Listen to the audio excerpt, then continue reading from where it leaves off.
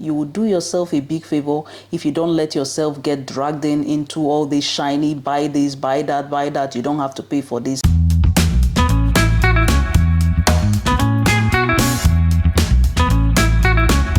So I was watching a YouTube vlog of a couple who recently moved to the UK. They wanted to buy a car, but in the vlog they were really sad because the car dealership did not grant them the car finance to purchase their dream car. And the reason was that they hadn't been in the country long enough to qualify for the finance. This car was going to cost them over 40 grand. And they obviously didn't have the cash to buy the car, or they wouldn't have been looking for the car finance in the first place. From my calculation, they shot the vlog about 6 months, not more than 6 months after they had moved to the UK. So I was really fascinated to think that they were willing to get into such debt, considering that they were yet to really settle or find their footing in the country. This is exactly what I'm talking about.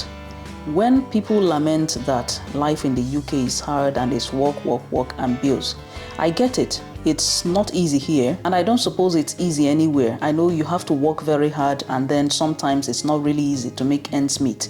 But some other times I really wonder if people are just trying to keep up with the Joneses, or sometimes it might just be that they are even engaged in some overly ambitious projects back in their home country. But just basically, I just wonder sometimes if there is a way people who lament about this and who nearly work themselves to death, if there is a way they can really make ends meet without going to that extreme.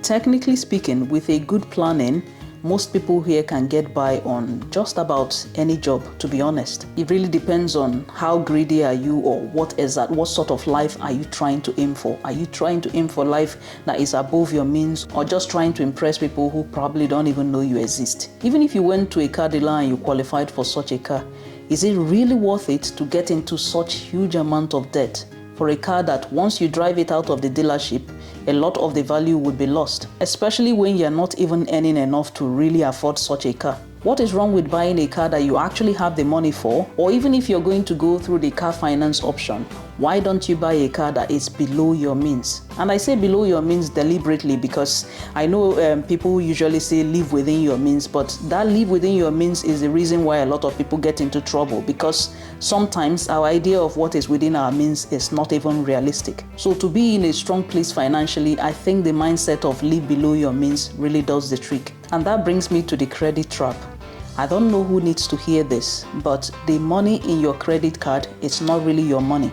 Even if it says your name on the card, the money is still not yours. Some people really need to hear this. You hear so many people say something like that, or even something similar, and I know it's common knowledge, but it still needs to be said over and over again. Do not go about buying things you don't really have the money for, only to put them in your credit card. And the worst is to not pay this off and then stick to the minimum payments every month. Do you know how much you end up dashing these credit card companies? If you don't already do this, it's time you started paying attention to what the interest rate is on all of these loans you repay back.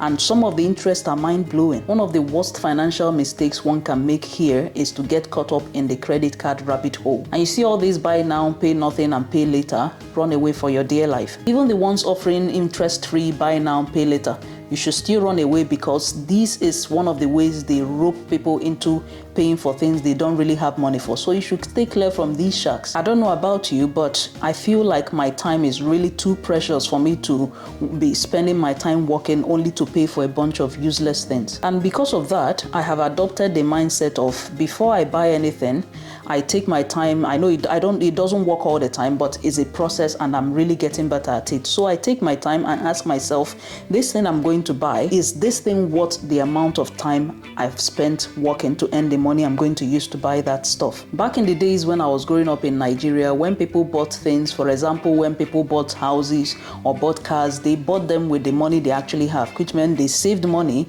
and then they went and purchased this with the money they actually have. Fast forward to me living here now in the Western society, and it has become really difficult to really know what you can actually afford. There is this illusion of what one can really afford. Everywhere I look, there are people trying to sell stuff to me and to every other person around me.